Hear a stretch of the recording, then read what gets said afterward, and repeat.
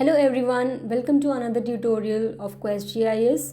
So I hope you all are doing very well, and in this tutorial, we will learn about landslide susceptibility mapping using random forest machine learning algorithm. And for this purpose, we will integrate Python in QGIS. So before we integrate, first we should understand why Python in QGIS. Until now, if you have followed the basics and have followed our previous tutorials, you must have been using QGIS tools by clicking buttons. Python in QGIS is useful as it allows automation of repetitive GIS tasks, and Python enables machine learning, data analysis, and geospatial processing. Also, this tutorial is a part of our course on Advanced Geospatial analysis using QGIS Python and Google Earth Engine. And also, if you want to learn QGIS in structured manner, you must join our upcoming course from 8 August 2026. So the course is of 1 month, where you will dive into basics and learn the application of QGIS in real world problems. So you can check out the registration link in the chat box and let me know if you have any doubts.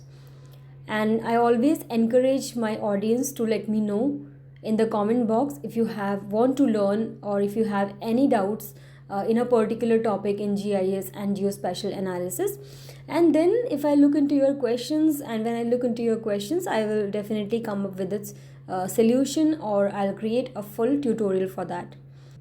So before we get into the tutorial, we must focus on what concepts all of you should know before even starting Python in QGIS or Python in general. So this is our part 1. We will develop our foundation and discuss on the following concepts like variables, libraries, functions, objects, arrays, list, dot notation, comments, indentation, for loop, and none. And for this tutorial, for landslide susceptibility mapping using random forest, you don't need more Python theory other than this. Okay, so it is important that you first go through these concepts, then you go to the part 2 for understanding the practical part. And as I said, these concepts are sufficient for all of you to understand every line of your random forest workflow without overwhelming them with general programming topics. So first in the list is our variables. So a variable is basically a container that stores information, and you can think of it as a labeled box where Python keeps data. And throughout the workflow, we will store dataset, machine learning models, raster images, and results in variables. Okay, we will use variable for this purpose. So for example, here you can see we have x equals to 10, name equals to slope. That means x is our variable that has 10 as its value. Name is our variable that has slope as its value. Okay. And in terms of Python, or in terms of our code, we will use data equals to pd.read underscore csv. And so in this way, we usually define our variables. Next part comes importing libraries. So before we proceed any work in Python, we must import all the required libraries. So what are libraries? Libraries are basically the collection of pre-written functions. Instead of writing everything from scratch, we import libraries developed by the experts. And each library has specific purpose. For example, pandas, they read and manage our CSV files.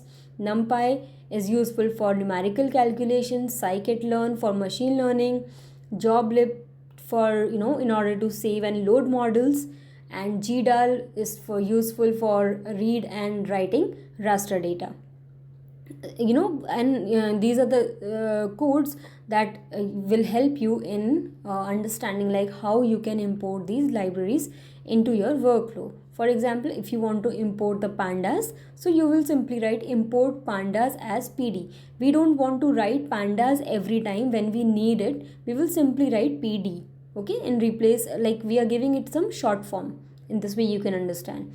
And we are importing numpy as np, okay, and wherever you require numpy, you will simply write np. Then third is functions. So basically a function performs a specific task, and we call a function whenever we want Python to do something. Okay, for example, print is our function, and pd.read is our function. Okay, rf.fit is our function.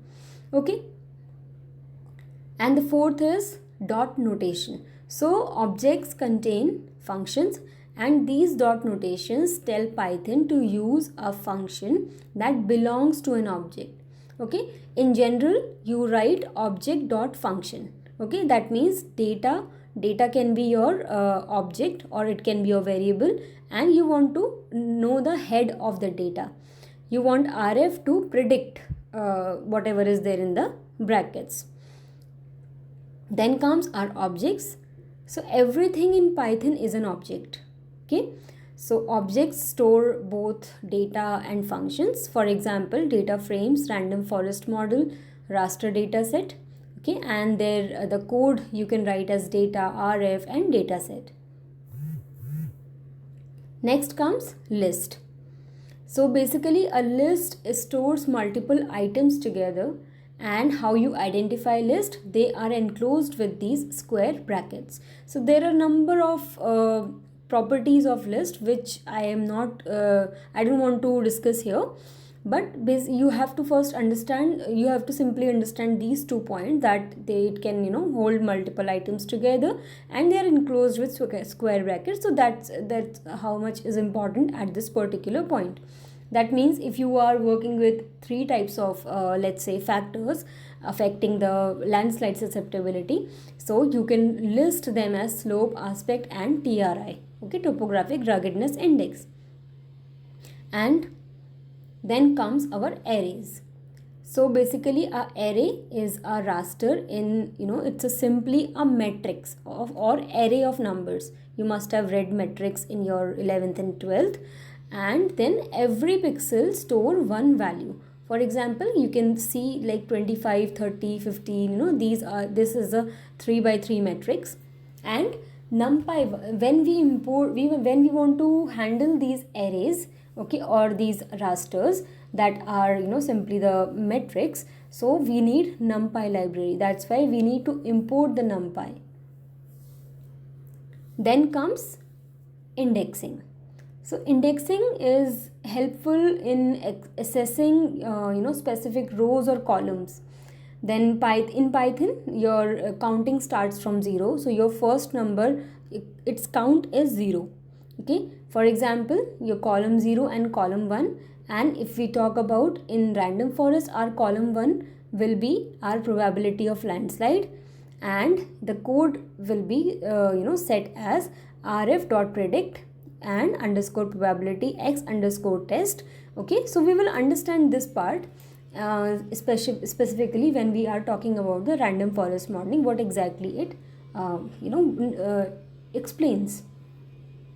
Then comes comment. So comment, basically it explains the code. Anything, if you're writing some code and if you want other person to understand it clearly, then you write a comment on it. Okay, and that comment has to be prefixed by the hashtag. Okay, then only it will be considered as a comment in Python. And what is the why we are commenting, why we are using this hashtag, because when you use this, it is considered as comment, and then Python ignores comments during execution. Okay, it will simply take it as the information about the code. Then comes indentation. So Python uses indentation to define a block of code, and proper indentation is mandatory. We will see that when we are writing the codes for our analysis. And there is for loop. There are loops. Okay, loops are used in Python. So a loop is basically, it repeats the same task multiple times. If you want to perform the same task, if you want to find out the same thing, in hundreds of things, okay, there are hundreds of things in which you want to find out a particular thing, then you use a for loop, okay, or you use a loop. Then here in our case, it will read every raster band automatically. Okay, that's how you write the code when you want to use the loop. Then comes numpy, none. Then none means not a number. Okay, then it is important because there will be so many missing or invalid values in our raster, in our data. So we want to define the none, and that none will have a particular value. Maybe it will sometimes have minus 9999. So if our pixel contains minus 9999 value, then it should be considered as no data, and so that the machine learning or our analysis ignores them. Okay, for example, here I am saying slope is equals to minus 999. That means numpy should consider it as not a number. So now, after understanding all the concept of Python that is required for this exercise, let's also discuss some important other concepts like machine learning, random forest. So machine learning is basically, it is a branch of artificial intelligence in which computers learn patterns from data rather than following explicitly programmed rules. So basically, instead of writing rules such as if slope is greater than 35 degrees, then the landslide risk is high. We provide, what happens here in case of machine learning, we provide the computer with examples of locations where landslide have occurred or the locations where they have not. The algorithm analyzes these examples and discovers the relationship among terrain characteristic and landslide occurrence. And so once trained, it can estimate the susceptibility of every location in the study area, and that's how it maps the landslide susceptibility for an area using the given points. Then comes the concept of random forest. So random forest is one of the most widely used machine learning algorithm in geospatial analysis because it is accurate, reliable, and relatively easy to understand. So imagine asking an expert, a single expert, whether a particular slope is prone to landslides. Their opinion may be influenced by their personal experience or coming from other people. Now imagine that you ask the same questions to 200 experts independently and you take the majority opinion. Let's say 70% of the people pointed out that there is this particular area where the landslide, where the slope is prone to landslide, right? And there is 30% those who are saying no. So that means their collective decision is generally, it will be more reliable than relying on just one expert. So random forest, it follows the same principle. It creates many decision trees, for example, 200, 300 trees, and each tree independently predict where a location is susceptible to landslides. And the final prediction is based on the combined decision of all trees. Okay, so because it relies on many trees rather than a single model, it is called a random forest. So now how random forest learns, okay, how like what is required from our side so that our model runs. So the model basically learns from the training data. In our current case, our training data set consists of landslide inventory points where the points are known to us. We know where at these locations landslide occurred, and there are non-landslide points, stable locations. So for each point we extract the values of all conditioning factors such as slope, aspect, TRI, and profile curvature, basin relief, and whatever factors we are considering for our analysis. So we will extract the values of all these conditioning factors using QGIS, and then the model examines thousands of such examples and identifies the patterns associated with landslide occurrence. So and then it then applies these learned patterns to every pixel in the study area to generate a susceptibility map. Now you must have used AHP, analytical hierarchy procedure, for creating landslide susceptibility map, and you must be wondering like how it is random forest is different from AHP. So basically, if you talk about AHP, it is knowledge driven, and random forest is data driven. And in AHP, we use expert assigned weights, and in random forest, we learn relationships from data. In AHP, we use weighted overlay analysis. In random forest, we use machine learning predictions. And in AHP, we require pair-wise comparison. In random forest, we simply require training data.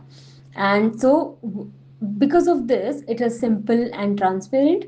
But in random forest, more accurate for it is because of the complex relationship between the prediction factor. It is easy to interpret. AHP is easy to interpret, and but random forest handles non-linear interactions automatically. So both the methods, they both aim to produce a landslide susceptibility map, but they approach the problem differently. Okay. Now the question arises, what exactly we are going to, or what exactly is going to be our random forest workflow within QGIS. So we will first understand the Python environment inside QGIS. Then we will import the required Python libraries using the same concept that we have discussed just before. And then we will prepare our landslide inventory data set. We will extract raster values from all conditioning factors. We will create training data set. We will train a random model, evaluate the model using ROC and AUC, interpret feature importance to understand which factors influence landslide the most, and then we will apply the trained model to the entire raster stack. Then finally, we will generate a landslide susceptibility map. If you want to create a AHP based susceptibility map, okay, for your data, for your study area, you can definitely validate and compare your results as well. Okay. Okay, so I hope it is the concepts that I just explained is clear with all of you. And so this is the end of part 1, where we learned the basics of Python, and these concepts will be useful in part 2. So, and in part 2 we will learn about landslide susceptibility mapping using random forest machine learning algorithm. If you found this tutorial useful, don't forget to like the video, subscribe to QuestGIS, and hit the notification bell.